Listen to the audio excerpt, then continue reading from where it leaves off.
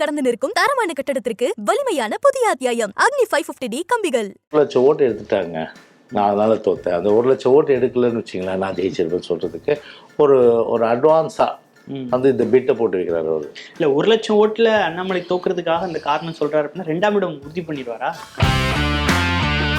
அப்போவும் சொல்கிறேன், இப்போவும் சொல்கிறேன், எப்போவும் சொல்கிறேன், கடுமையான கட்டணம் அந்த மத திவேஷ பேச்சு, மக்களை பிளவுபடுத்துகின்ற பேச்சு, அதை பிரிவினை ஏற்படுத்துகின்ற பேச்சு எதுவுமே வந்து நிச்சயமாக அனுமதிக்க முடியாது. இப்போ ஏடிஎம்கே வெர்சஸ் பிஎம் அப்படின்னு இருந்த ஒரு அரசியல் ஒரு காலத்தில் இருந்துச்சு. அதிமுக தலைமை வெர்சஸ் மாநில தலைமை அப்படின்னு சுருங்கின மாதிரி ஒரு ஆட்சியில் இல்லாத போது எது வேணாலும் பேசுவாங்க.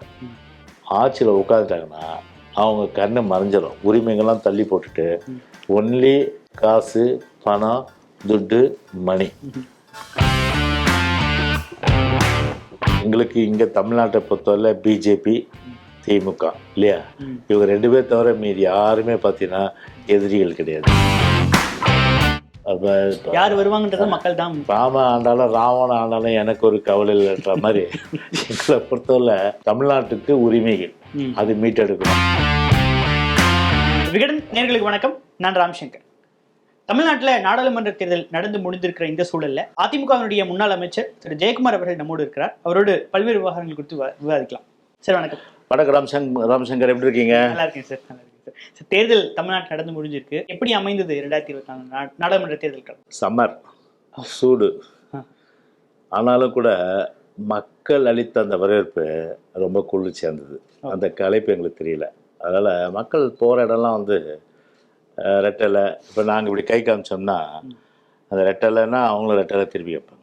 That is good response. Okay, அது எந்த ஒரு தேர்தலில் இல்லாத ஒரு இதை வந்து இந்த தேர்தல் நாங்கள் பார்த்தோம் நாங்கள். ஓகே, அதனால் கண்டிப்பாக பார்த்தீங்கன்னா ஒரு மகத்தான வெற்றி எங்களுடைய தலைமையிலான இந்த கூட்டணி, எங்கள் கட்சியும் கூட்டணி கட்சி தோழர்களும் ஒரு மகத்தான வெற்றி பெறுகின்ற ஒரு நிலையை தமிழ்நாட்டு மக்கள் நிச்சயம் உருவாக்குவாங்க.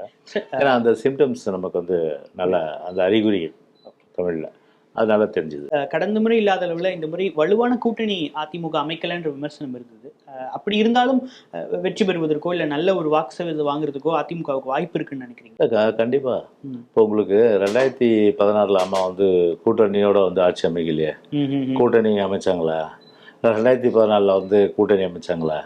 கூட்டணி அமைக்காமலே வந்து 37 சீட்டு அம்மா வின் பண்ணாங்க. அதே போல் 2016 கூட்டணி இல்லாமல் தான் வந்து அம்மா வந்து தனியாக நின்று வின் பண்ணாங்க. சரி, 1980 தலைவர் கூட்டணியில் நின்னாரா? இல்லையே. ஸோ எங்களுக்கு வந்து ஒரு தனித்தன்மை இருக்குது. அந்த தனித்தன்மைன்னும் போது வந்து தமிழ்நாடு பல முறை வந்து வாக்காளர்கள், அதுவும் பொதுமக்கள் வந்து எங்களை அங்கீகரிச்சிருக்காங்க. பல கட்சிகள் வந்து இப்போ திமுகவை சொல்கிறீங்களா நீங்கள், அவங்க எந்த காலத்துலேயும் வந்து ஒரு கூட்டணி இல்லாமல் அவங்க தேர்தல் காலத்தை சந்திச்சதில்லை. அவங்க யார் முதலியாவது வந்து அவங்க வந்து எல்லோரும் சுமந்துக்கிட்டு, இல்லை இவர் வந்து யார் முதலியாவது போயிட்டு அப்படி தான் வந்து திமுகவை பொறுத்தவரையில் தேர்தல் காலத்தை சந்தித்த வரலாறு உண்டு. ஆனால் கட்சியை ஆரம்பித்து 50 வருஷத்துக்கு மேலாவது பொன்மனச்செம்மல் புரட்சி தலைவர் எம்ஜிஆர் பொறுத்தவரையில் அப்படி இருக்கிற நிலையில் வந்து இதுவரையில் பார்த்தீங்கன்னா எவ்வளோ வந்து களம் கண்டது. 31 வருஷம் வந்து ஆண்ட கட்சி எங்களுடைய இயக்கம் அனைத்து இந்திய அண்ணா திராவிட முன்னேற்றக் கழகம். பாராளுமன்றத்தில் வந்து தலைவர் காலத்திலே அமைச்சர்கள் பெற்ற வரலாறு உண்டு, தலைவர் காலத்திலேயே அமைச்சர்கள் பெற்ற வரலாறு உண்டு. அதே போல் இடைத்தேர்தலில் மிகப்பெரிய வெற்றிகளும் பெற்று உண்டு. ஆனால் அந்த மாதிரி வந்து ஒரு பெரிய நீண்ட நெடிய வரலாறு கொண்ட இயக்கம், ஒரு நீண்ட காலம் ஆட்சி செய்த ஒரு கட்சி என்ற அடிப்படையில் கண்டிப்பாக பார்த்தீங்கன்னா வந்து தனித்தன்மையோடு ஒரு தன்னுடைய அடையாளத்தை என்றைக்குமே இழக்காமல் முழுமையான அளவிற்கு வந்து வெற்றி காண்கின்ற ஒரு இயக்கம். அவ்வப்போது வந்து பார்த்தீங்கன்னா வந்து வர்றவங்கள நாங்கள் வந்து சேர்த்துப்போங்க ஒழிய கூட்டணிக்காக நாங்கள் வந்து கூட்டணி வச்சு தான் நாங்கள் வந்து எங்களை அடையாளப்படுத்துகின்ற அவசியம் எந்த காலகட்டத்திலையும் எங்களுக்கு வந்து ஏற்பட்டதில்லை. அதுக்கு ஒரு முன்னுதாரணங்கள் உண்டு. அதுக்காக நான் வந்து கூட்டணி வச்சுங்களா நான் தவறு சொல்லேன். அதனால் வந்து அவங்க வரும்போது இன்னும் பலம் நமக்கு.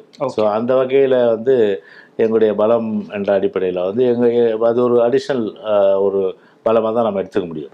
ஸோ அதை வந்து நம்ம வந்து வேணான்னு சொல்ல முடியாது. ஸோ அந்த வகையில் வந்து நம்ம வந்து எடுத்துக்கிட்டு நம்ம வந்து தேர்தலை சந்திக்கிறோம். 2016 அம்மா தனியாக நின்னாங்க, ஜெயித்தாங்க. 2016 தனியாக நின்னாங்க, ஒரு மகத்தான வெற்றி பெற்றாங்க. ஸோ அந்த வகையில் கண்டிப்பாக இந்த தேர்தலையும் சரி எங்களோட உதாரணத்துக்கு வந்து சில கட்சிகள் வந்து கூட்டணி இருந்த சூழ்நிலை கூட கண்டிப்பாக வந்து ஒரு வெற்றி பெறுகின்ற மகத்தான வெற்றி பெறுகின்ற ஒரு நிலைமை தான் வரும். 2019 நம்ம கிட்டத்தட்ட 18லேருந்து 20% வாக்கு சதவீதம் வாங்கியிருந்தோம்.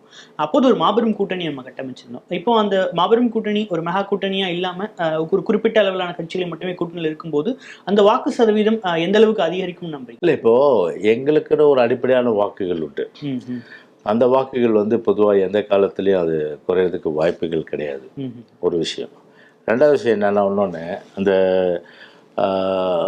ஆன்டி இன்கம்பன்சி பொதுவாகவே ஆட்சியில் இருக்கிறவங்க மீது வந்து ஒரு கடுமையான அதிருப்தி. இப்போ உதாரணத்துக்கு பார்த்தீங்கன்னா வந்து சென்னை, திருவள்ளூர், காஞ்சிபுரம் இந்த 5 மாவட்டங்களில் வந்து கடுமையான அளவுக்கு வெள்ளம் ஏற்பட்டது இல்லையா? அந்த சூழ்நிலை வந்து ஆட்சி வந்து மக்கள் உடனடியாக வந்து அவங்களுக்கு எச்சரிக்கை கொடுத்து அவங்களுக்கு வேண்டிய உதவிகள் செய்ய தவறிடுச்சு. ஸோ அதன் மேலே கடுமையான கோபம். ஸோ அந்த கோபங்கள் வந்து கண்டிப்பாக வந்து இந்த எலெக்ஷனில் காண்பாங்க கண்டிப்பாக.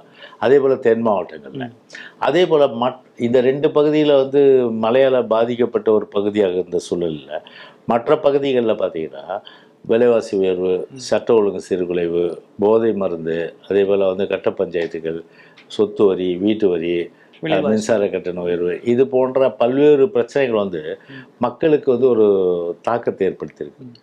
அந்த தாக்கம் என்னென்னா, பொதுவாக ஒரு ஆட்சிக்கு எச்சரிக்கையை கொடுக்கின்ற வகையில் அது வந்து நிச்சயமாக வந்து எங்களுக்கு வந்து அது வந்து ஒரு அனுகூலமாக ஒரு அந்த வாக்குகள் வந்து வரும்.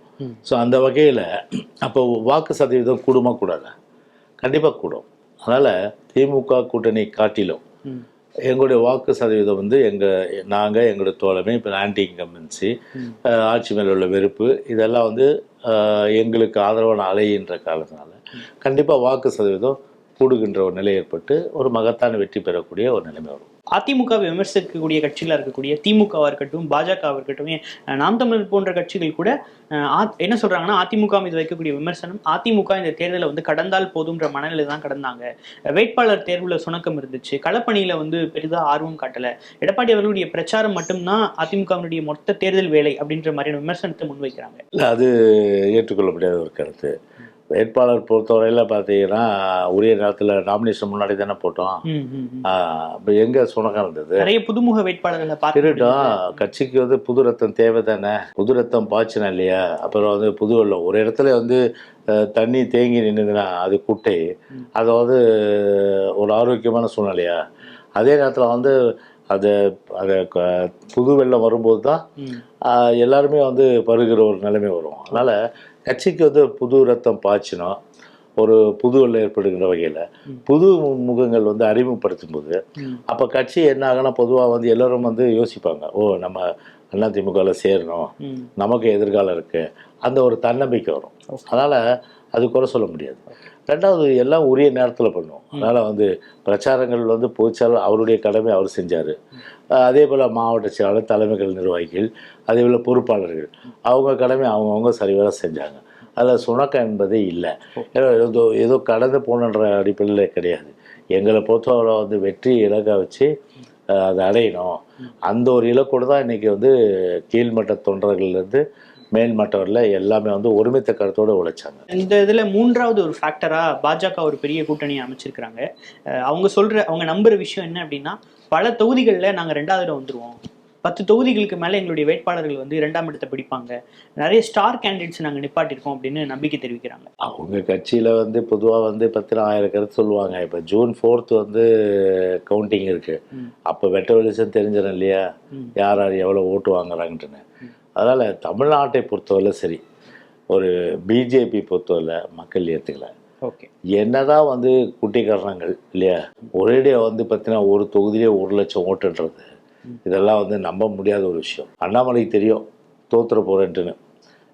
நாளைக்கு நிருபர் கேட்பாங்க இல்லையா, என்ன கேட்பாங்க, என்னங்க நீங்களே தோத்துட்டீங்க, படுதோல்வி அடைஞ்சிட்டிங்களே, என்ன காரணம்னு கேட்டால் 1 லட்சம் ஓட்டு எடுத்துட்டாங்க, நான் அதனால் தோற்றேன், அந்த 1 லட்சம் ஓட்டு எடுக்கலன்னு வச்சிங்களேன் நான் ஜெயிச்சிருப்பேன்னு சொல்கிறதுக்கு ஒரு அட்வான்ஸாக வந்து இந்த பிட்டை போட்டு வைக்கிறாரு அவர். இல்லை, 1 லட்சம் ஓட்டில் அண்ணாமலை தோக்குறதுக்காக அந்த காரணம் சொல்கிறாரு அப்படின்னா 2ஆம் இடம் உறுதி பண்ணிடுவாரா?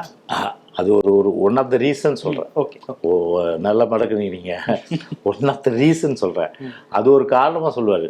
அந்த 1,00,000 ஓட்டு எங்களுக்கு வந்திருக்கும், இன்னும் பல பேர் எங்களுக்கு போட்டிருப்பாங்க, அவங்களெல்லாம் வந்து யாரையும் போட விடாமல் பண்ணிட்டாங்க, எல்லாம் 1008 காரணம் சொல்லுவார். இப்போவே அதுக்கு உண்டான அந்த காரணங்களை தேடி கண்டுபிடிச்சி ஒரு போலீஸ் ஆஃபீஸர் இல்லையா, எக்ஸ் போலீஸ் ஆஃபீஸர், அதில் வந்து இப்போ காரணத்தை தேடி கண்டுபிடிச்சி இப்போ வந்து அதை வந்து முன்கூட்டியே சொல்கிறாரு, அதில் அட்வான்ஸாக சொல்கிறாரு அவர் தோக்க போடுறேன். அதான் அவருடைய அது வெளிப்பாடு. தென் சென்னையில் ஜெயவர்தன் அவர்கள், டாக்டர் ஜெயவர்தன் அவர்கள் போட்டியிட்ட தொகுதியில் கூட கள்ள ஓட்டு போட்டுட்டதா, திமுக கள்ள ஓட்டு போட்டாங்கன்னு அதிமுக ஒரு பிரச்சாரத்தை பண்ணாங்க.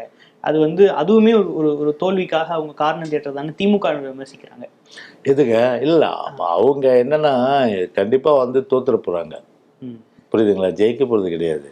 தென் சென்னை மட்டும் இல்லை, மத்திய சென்னை, வட சென்னை, பெரும்பான்மையான தொகுதி தமிழ்நாட்டில் நாங்கள் தான் ஜெயிக்க போகிறோம். ஆனால் இப்போ தென் சென்னையில் வந்து கணேஷ் நகர்னு ஒரு நகர் இது, அது மட்டும் இல்லாமல் வந்து அங்கே பாகமென் 13, அதோடு லாஸ்ட் மினிட்ல என்ன பண்ணியிருக்காங்க, பூத் கேப்சர் பூத் ரிக்கிங் நடந்துருக்குது. ஸோ அது கண்கூட தெரியுது நல்லா, booth capture booth rigging. So நாங்கள் கம்ப்ளைண்ட் கொடுத்துருக்குறோம் இந்த ரீபோலிங் வேணுன்றது. ஸோ இதுவரை வந்து பதில் வந்து கிடையாது.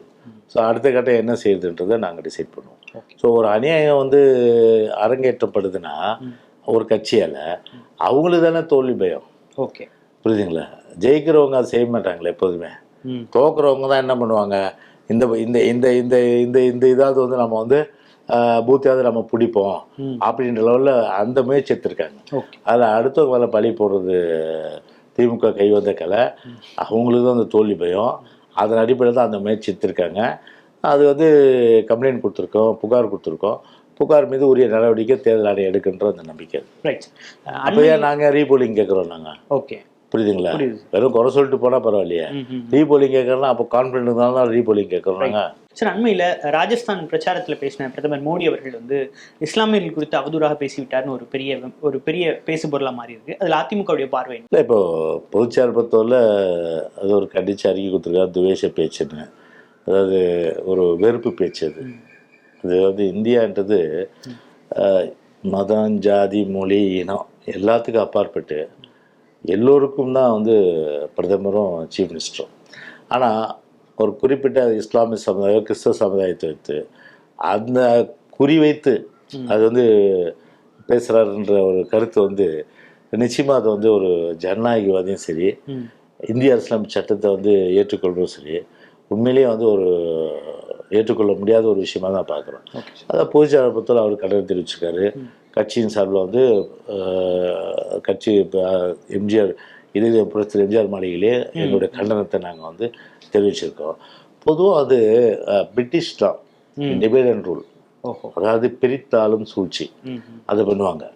ஸோ அந்த ஒரு வேலையை வந்து இன்னைக்கு வந்து பிரதமர் மோடி பண்ணக்கூடாது, புரியுதுங்களா. எல்லாமே தானே டேக்ஸ் பே பண்ணுறாங்க, இஸ்லாமியனும் டேக்ஸ் பே பண்ணுறாங்க, ஹிந்துவும் டேக்ஸ் பே பண்ணுறாங்க, கிறிஸ்டினும் டேக்ஸ் பே பண்ணுறாங்கல்ல. அப்படி இருக்கும்போது எல்லாமே பிரஜை தானே, all are equal before law தானே, எல்லாருக்கும் தானே சமத்துவம், எல்லாருக்கும் சமத்துவ நாடு தானே இந்தியா. அப்படி இருக்கும்போது வாக்குகளை பெறணுன்றதுக்காக பிரிவினையை வந்து கையாண்டி பிளவை ஏற்படுத்தலான்ற இடத்துல அந்த ஒரு மேலஃபைட் இன்டென்ஷன், அது ஒரு கெட்ட எண்ணத்தோடு வந்து ஒரு இந்த மாதிரி கருத்துக்கள் சொன்னால் அது வந்து உண்மையிலேயே வந்து யாருமே ஏற்றுக்கொள்ள முடியாத ஒரு கருத்து. இது வன்மையான ஒரு கண்டனத்திற்கும் ஒரு மத துவேஷ பேச்சுக்கெல்லாம் வந்து இடமே கொடுக்கக்கூடாது. சார், இந்த விஷயம் அதாவது பிரதமர் மோடி அவர்கள் ஏப்ரல் 21 பேசுகிறாரு. அந்த 21 மாலையே இந்தியா முழுக்க இது வந்து ஒரு பற்றி எரியும் டாப்பிக்காக மாறிடுச்சு. ஆனாலும் அதிமுக கொஞ்சம் காலம் தாழ்த்தி 2 நாட்களுக்கு பிறகுதான் அந்த அறிக்கையை கொடுத்துருக்குறாங்க. இவங்களை எதிர்க்கலாமா வேணாமான்னு யோசிச்சுட்டு இருந்தாங்களான்ற மாதிரியான கேள்விகளை கூட சமூக வலைதளங்களில் முன்வைக்கிறாங்க. இல்லை, அந்த மாதிரிலாம் ஒரு குற்றச்சாட்டு நீங்கள் சொல்கிற அளவுக்கு ஒன்றும் காலம் தாழ்த்திலாம் கொடுக்கல. எதையுமே பற்றினா ஒரு அவசரம் கொடுக்க இதுக்கு இருக்கணும் சொல்லுங்கள். எதையுமே இப்போ வந்து என்ன சூழ்நிலை பேசினாரு, அப்புறம் அந்த பேச்சினுடைய இது என்ன, இதெல்லாம் ஆராய்ந்தறிந்தான் நம்ம பேசணும். ஸோ அதனால வந்து அதுக்கு சஃபிஷியன்ட் டைம் வேணாவாது, புரியுதுங்களா. அதனால் வந்து எதுவுமே வந்து பார்த்தீங்கன்னா ஒரு நிதானமான போக்குன்றது பார்த்தீங்கன்னா அது ஒரு ஆரோக்கியமான போக்கு தான். அதான் தெரிவிக்கலன்னா தான் நீங்கள் கேட்கணும், புரியுது, ஏன் இதுவரையிலும் தெரிவிக்கல, அதில் ஏன் வந்து 24 ஹவர்ஸ்குள்ளே தெரிவிக்கல, ஏன் 48 ஹவர்ஸ்குள்ளே தெரிவிக்கல, ஏன் 36 ஹவர்ஸ்குள்ளே தெரிவிக்கல. இதை வந்து ஒரு ஆரோக்கியமான விவாதமாக எடுத்துக்க முடியாது, பாயிண்டாக எடுத்துக்க முடியாது. தெரிவிச்சாங்களா கண்டனம், அதான் முக்கியம். எங்கள் கட்சி சார்பில் கடுமையான கண்டனத்தை அப்போவும் சொல்கிறேன், இப்போவும் சொல்கிறேன், எப்போவும் சொல்கிறேன், கடுமையான கட்டணம் அந்த மத துவேஷ பேச்சு, மக்களை பிளவுபடுத்துகின்ற பேச்சு, அதை பிரிவினை ஏற்படுத்துகின்ற பேச்சு எதுவுமே வந்து நிச்சயமாக அனுமதிக்க முடியாது. பிரதமர் மோடி அவர்களுடைய பேச்சு வந்து தமிழ்நாடு முதலமைச்சர் மு க ஸ்டாலின் அவர்கள் வந்து இது ஒரு நச்சு பேச்சு அப்படின்னு சொல்றாங்க. நிறைய இடங்கள்ல இது ஒரு வெறுப்பு நாக்கு அப்படின்ற மாதிரியான விமர்சனங்களை தொடர்ந்து வைக்கிறாங்க. ஆனால் அதிமுகவுடைய அறிக்கையில கண்டனம்ன்ற வார்த்தை இல்லைன்றது ஒரு பெரிய விமர்சன பொருள். இல்லை, அதுதான் வந்து இப்போ ஒரு ஒரு துவேஷனா என்ன சொல்லுங்க, துவேஷனா என்ன? நடைமுறையில துவேஷம்ன்றது ஒரு மென்மையான வார்த்தையா நமக்கு தென்படுது. இருக்க முடியாது. ஒரு மத துவேஷ பேச்சுகள் பொதுவாக அது வந்து கூடாது. அது ஒரு பிரைம் மினிஸ்டர் அது வந்து தவிர்க்கப்படணும். அந்த வகையில் வந்து அவருடைய கருத்து சொன்னார். அதன் பிறகு என்ன கேட்குறாங்க, இந்த மாதிரி ஏன் கண்டனம் நான் தெரிவிக்கிறேன், கட்சி சார்பாக தான் கண்டனம் தெரிவிக்கிறேன், கட்சிக்கு ஒரு கூட்டு பொறுப்பு உண்டு, கட்சி ஆஃபீஸ் தான் சொல்கிறேன். அதனால் இதில் எங்களுக்கு வந்து பார்த்தீங்கன்னா ஒரு மென்மையான போக்கு கிடையாது. அது யாராக இருந்தாலும் சரி, இந்த இறையாண்மைக்கோ இல்லை மதத்தால் வந்து பிளவுபடுத்துகின்ற ஒரு பேச்சோ இல்லை ஜாதி அடிப்படையில் வந்து தூண்டுகின்ற பேச்சோ இல்லை வந்து ஒரு ஒரு சமுதாயத்தை இழிவுபடுத்துகின்ற பேச்சோ எந்த வகையில் எந்த காலகட்டத்தில் வந்து நாங்கள் அனுமதித்தில்லை. அதில் நாங்கள் உறுதியாக இருக்கோம். எங்கள் உறுதியை தான் நீங்கள் பார்க்கணும். பாஜகவோட கூட்டணியில் இருந்ததுனால தான் ராயபுரம் சட்டமன்ற தொகுதியில் ஒரு 40,000 வாக்குகள் எனக்கு வர முடியாமல் போயிடுச்சு, வரல அப்படின்னு சொல்லியிருந்தீங்க. அது எப்படி ஏற்புடையதாக இருக்கும்? அதிமுக தான் அங்கே களம் கண்டது, நீங்கள் தான் வேட்பாளர். இப்போ நம்ம பாஜக மேலே குறை சொல்கிறது எப்படி சரியாக இருக்கும்? நல்ல கேள்வி கேட்டீங்க. இப்போது பிஜேபி பொறுத்தவரை இஸ்லாமியர் ஏற்றுக்கலை, அதே போல் கிறிஸ்துவ மக்கள் ஏற்றுக்கலை, அதே போல் வந்து ஆதி திராவிடர்கள் அவங்க ஏற்றுக்கலை, இன்னும் சில மக்கள் வந்து ஏற்றுக்கொள்ள. 25 வருஷம் நான் வந்து ராயபுரத்தில் வந்து தொடர்ச்சியாக வந்து எம்எல்ஏ வெற்றி பெற்றுட்டு வந்திருக்கேன். இந்த 2021 என் தொகுதியில் மட்டும் ராயபுரத்தில் மட்டும் இஸ்லாமியர்கள் கிறிஸ்தவர்கள், நல்ல கவனிங்க, இஸ்லாமியர்கள் கிறிஸ்தவர்கள் 2 பேருமே பார்த்தீங்கன்னா 40,000 பேர் இருக்காங்க. 40,000 பேர். இந்த 40,000 பேர் அவங்க ஆக்சுவலாக பார்த்தீங்கன்னா வந்து இஸ்லாமியர் அப்புறம் கிறிஸ்தவர்கள் இப்படி எல்லாம் சேர்ந்து ஒட்டுமொத்தமாக அவங்க வந்து பிஜேபி விரும்பலை. பிஜேபி விரும்பாத ஒரு சூழ்நிலையில் என் மேலே கோபம் கிடையாது. ஏன்னா என் மேலே கோபம் கிடையாது. இன்றைக்கும் வந்து பார்த்தீங்கன்னா என் மேலே அவ்வளோ வந்து பிரியமாக இருக்கிற ஒரு தொகுதி ராயபுரம். இன்றைக்கும் வந்து அவங்க வந்து இஸ்லாமிய மக்களும் சரி கிறிஸ்துவ மக்களும் சரி ஒரு பிஜேபி வந்து பார்த்தீங்கன்னா வந்து மேலே கோபம் இருக்குது. என் மேலே எந்த கோபம் இல்லாமல் இன்றைக்கும் அவங்க நல்லது கெட்டத்தில் எல்லாத்தையும் என்ன கூப்பிட்றாங்க, நான் அவங்களோட அட்டன் பண்ணிட்டு இருக்கேன். அப்படியெல்லாம் வந்து பார்த்தீங்கன்னா வந்து ஒரு அண்ணன் தம்பி ஒரு பாசமிக்க உறவுமாக தான் ராயபுரத்தில் பார்த்தீங்கன்னா அவ்வளோ ஒரு தோழமையோட வந்து ஒரு பாசத்தோடு இருக்கிற ஒரு நபராக, ஒரு சட்டமன்ற உறுப்பினராக, ஒரு இதாக வந்து அவங்களோட இருந்த ஒரு சூழ்நிலை, பாஜக இருந்த சூழ்நிலையில் 40,000 ஓட்டு என்னும்போது அவங்களுக்கு வந்து பார்த்தீங்கன்னா வந்து பிஜேபி பொறுத்தவரையில் வந்து அவங்க பாடம் கற்றுக்கணும். அதுக்கு என்ன பண்ணாங்கன்னா நம்ம வந்து பிஜேபியை வந்து போடக்கூடாது ஓட்டு. அதுக்கு வந்து என்ன பண்ணாங்க, எனக்கு எதிராக பாஜகவுக்கு ஒழிக்கிறதுக்காக போட்டாங்க. அவங்க என்கிட்டே சொன்னாங்க, உங்கள் மேலே எங்களுக்கு எந்த கோபமும் இல்லைங்க, ஆனால் பிஜேபியோட வந்து எங்களுக்கு பிடிக்கல, அதை தான் நாங்கள் போட்டுட்டோம். அப்போ வந்து ஒரு ரன்னிங் ரேஸில் 1 கிலோமீட்டர் ரேஸ் அது, நான் வந்து 0ல் இருக்கிறேன், 2 பேருமே 0ல் இருந்தாலும் ஓடணும். ஆமாம். இப்போ அவங்க கிட்டத்தட்ட பார்த்தா ஒரு 100 மீட்டரில் 40 மீட்டரில் இருக்கிறாங்க, நான் 0லேருந்து ஓடணும். 40 மீட்டர் உள்ள முன்னாடி போவாங்களா இல்லை 0லேருந்து போகிற முன்னாடி போவாங்களா? அதான். ஆனால் இப்போ 2026 வேற மாதிரி இருக்கும். 2026 கண்டிப்பாக வேற மாதிரி இருக்கும். 2026 பொறுத்தவரை திமுக வந்து அங்கே தெரியாது. அதுவும் சொல்கிறேன், மக்கள் அவ்வளோ வெறுப்பாக இருக்கிறாங்க. கண்டிப்பாக பிஜேபி கழட்டி விட்டதுனால அவ்வளோ சந்தோஷம். அதனால் வந்து அவங்களே வந்து நீங்கள் வந்து நில்லுங்க, கண்டிப்பாக உங்களுக்கு எல்லா ஆதரவும் நாங்கள் தரோம், மகத்தான வெற்றியை நாங்கள் பெற வைப்போம், அவங்களுடைய கருத்து அது. நம்ம 19ல் மீண்டும் ஒரு கூட்டணி வைக்கிறோம். ஒருவேளை 19ல் நமக்கு ஒரு தோல்வி கிடைக்கும் போதாவது நம்ம சுதாரித்து பாஜகவை வெளியேற்றிருக்கலாம். ஆனால் 21லையும் நம்ம பாஜகவோட கண்டினியூ பண்ணது தான் இங்கே ஒரு பெரிய தவறாயிடுச்சுன்னு சொல்கிறாங்க. இல்லை, நம்மளுடைய அச்சீவ்மெண்ட்ஸ், அதாவது சாதனைகள், பொதுவாக அம்மா காலத்தில் நிறைய திட்டங்கள், தாலிக்கு தங்கம், லேப்டாப்பு, சைக்கிளு, அதே போல் வந்து பள்ளிக்கூட குழந்தைங்களுக்கு எல்கேஜிலேருந்து +2 வரையில் எல்லா பெனிஃபிட்ஸும், ஸ்கூல் பேகு, அட்லஸ்ஸு, செப்பல், அதுக்கப்புறம் ஸ்காலர்ஷிப், இப்படி அதே போல் ஸ்கூட்டி, அதே போல் வந்து ஒரு நாடு அமைதியாக இருந்தது சட்ட ஒழுங்கில். அதே போல் கஞ்சா, அபீன் இதெல்லாம் எதுவுமே இல்லாமல் ஒரு மாநிலம் வந்து சுபிட்சமாக இருந்த ஒரு நிலைமை. ஸோ அதே போல் அம்மா மறைவு பிறகு கழக பொதுத்துறையில் அவரை வந்து நல்ல ஸ்கீம்ஸ்லாம் கூட நிறைய வந்து கொண்டு வந்தார். ஸோ இதெல்லாம் வந்து மேக்சிமம் வந்து அதை தாண்டி எங்களுக்கு வந்து ஒரு கை கொடுக்கும் அப்படின்ற ஒரு நம்பிக்கை. புரியுது, நம்பிக்கை தானே. அது ஒன்று. ப்ளஸ் வந்து என்னென்ன ஒன்று பார்த்தீங்கன்னா, திமுக வந்து என்ன பண்ணிச்சுன்னா வாக்கு நிறைவேற்ற முடியாத வாக்குறுதிகள் அதை வந்து அள்ளி வீசிட்டாங்க. அவங்களுக்கு பட்ஜெட்டில் தெரியும். இப்போ நாங்கள் வந்து ஆக்சுவலாக ஆட்சியில் வந்து 2021 16-21 இருந்தவங்க. அந்த சூழ்நிலை எங்களுக்கு நிதி நிலைமை தெரியும். எதெல்லாம் சாத்தியக்குரிய எது சாத்தியக்குரிய அதான் அனவசியம் நாங்கள் வந்து எதுவுமே சொல்லலை. ஆனால் இவங்க என்ன பண்ணாங்க, கல்வி கடன் தள்ளுபடி, அப்புறம் எல்லாருக்கும் 2000 ரூபாய், எல்லாருக்கும் ரேஷன் கார்டு வச்சவங்களும் 1000 ரூபாய். இப்போ எல்லாம் 2 கோடி பேருக்கு கொடுக்குறாங்க. 1 கோடி பேர் கொடுக்குறோன்னு சொல்கிறாங்க. அது எத்தனை பேருக்கு தெரியல. இப்போ அது எல்லாருக்குமே கொடுக்குறேன்றாங்க. அதுக்கப்புறம் வந்து பார்த்தா அது இது கேஸ் மானியம் 100 ரூபா. அதுக்கப்புறம் டீசல் விலை 4 ரூபா குறைப்பேன்னாங்க. டீசல் 4 ரூபா குறைச்சிட்டாங்களா? இல்லை கேஸ் மானியம் வந்து 100 ரூபா குறைச்சிட்டாங்களா? இல்லைங்க. அதுக்கப்புறம் கல்வி கடன் ரத்து பண்ணிட்டாங்களா? இல்லை அதுக்கப்புறம் நகை கடன் பேரளவுக்கு கொஞ்சமாக ரத்து பண்ணாங்க. நிறைய பேர் நகையை வச்சுட்டு அதுக்கப்புறம் அவங்க வீட்டில் வந்து பாலாப்போட திமுக நம்பி ஓட்டு போட்டு நகையை வச்சோம். வட்டி தான் கட்டின்னு இருக்கும். இனிமேல் தேவையில்லை சொன்னால் அவங்க கஷ்டப்பட்டு இப்போ மூட்டிட்டாங்க. சில பேர் ஒன்றும் மூட்ட முடியாமல் ஏழாம் விட்டுருக்காங்க. ஸோ அந்த மாதிரி ஸோ அது ஒரு வாக்குறுதியை பொறுத்தவரை அள்ளி வீசிட்டாங்க. ஸோ அது தற்காலிகமாக ஈடுபட்டது.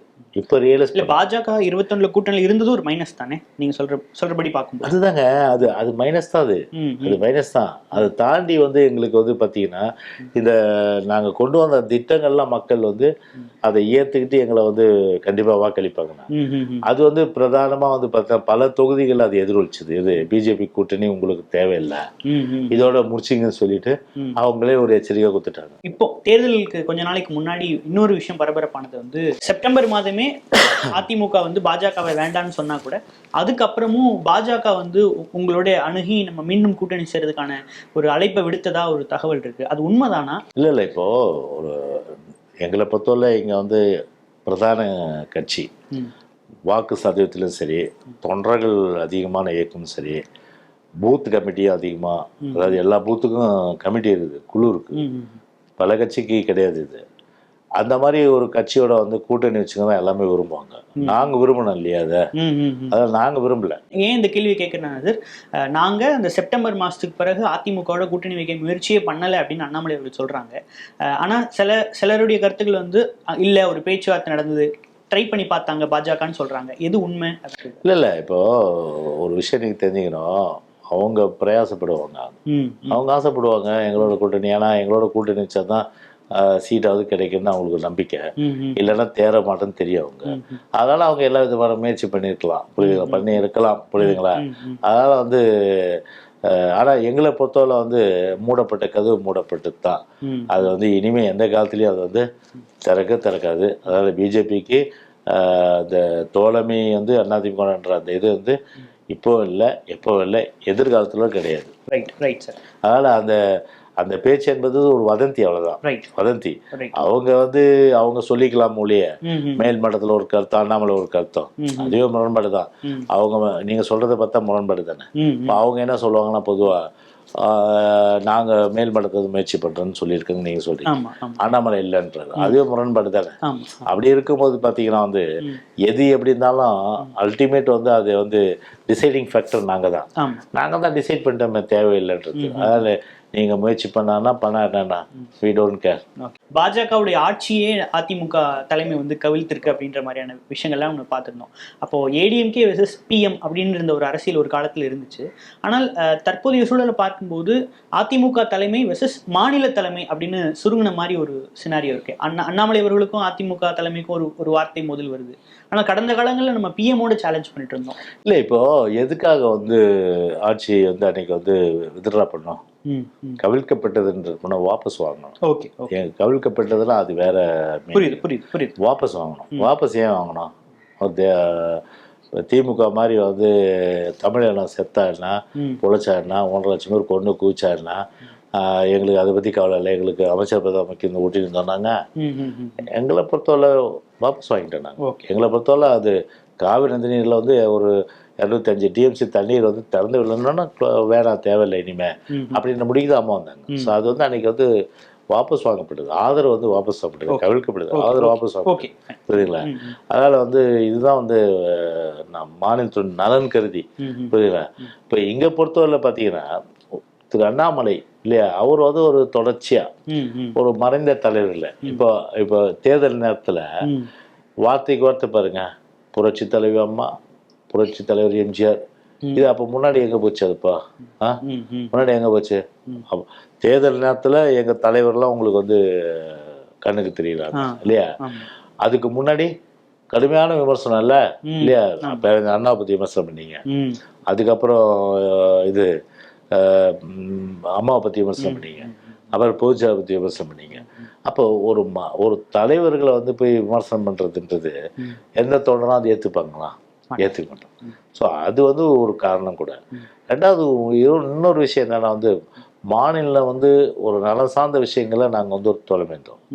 அது இப்போதை பொறுத்தவரை பார்த்தீங்கன்னா மக்கள் வந்து அது வந்து பிஜேபியோட வந்து ஒரு எந்த விதத்துலையும் வந்து அந்த உறவு தேவையில்லை, அதனால நமக்கு வந்து பார்த்தீங்கன்னா ஒரு செட்பேக், அதாவது ஒரு பின்னடைவு தான், ஒரு முன்னேற்றன்றது இல்லை அப்படின்னு ஒட்டுமொத்தமாக காலம் வந்து உணர்த்தும் போது அதுக்கு மேலே எப்படி போய் உற வச்சுட்டு இருப்பாங்க? அதனால தேவையில்லை. அதனால காலத்தின் கட்டாயம் பிஜேபியினுடைய அந்த உறவு முறிவு என்பது, அந்த காலத்தின் கட்டாயம் என்பது வந்து நிரந்தரம். அது ஓகே. கூட்டணியில இருந்து வெளியேற்றிட்டீங்க. திமுகவும் 3 ஆண்டு ஆட்சியில் இருந்திருக்கிறாங்க, அதன் மீது உங்களுக்கு கொஞ்சம் அதிருப்திகள் இருக்கலாம். ஸோ அந்த மாதிரியான சூழல்ல அதிமுக வந்து அதிமுக தேர்தலை சந்திக்கிறது ஒரு பாசிட்டிவ் களமா அமைஞ்சிருக்கணும். ஆனால் தேசிய தலைமையா நமக்கு யாரும் இல்லாத ஒரு பின்னடைவா போயிடும் நினைக்கிறீங்க? இல்லை, அப்படி இல்லை. உங்களுக்கு இப்போ பல மாநில கட்சிகள், நான் கூட இப்போ கட்சி சார்பில் ஆல் இண்டியா ரேடியோவில் வந்து அதே போல் இதில் நம்ம பொதுகிலே நான் பேசினேன். பொதுவாக ஸ்டாட்டிஸ்டிக்ஸே வந்து இந்தியாவில் மாநில கட்சிகள் ஆள்ற மாநிலங்கள் தான் வளர்ச்சி அடைஞ்சிருக்கு. தேசிய கட்சிகள் ஆள்ற மாநில வளர்ச்சின்றது கிடையாது. எனவே பல மாநிலங்களில் வந்து பிரதமரை முன்னிலைப்படுத்தி யார் எலெக்ஷன் சந்திக்கல, அப்போ அதுக்கு பல மாநிலங்கள் உதாரணம் சொல்ல முடியணும்.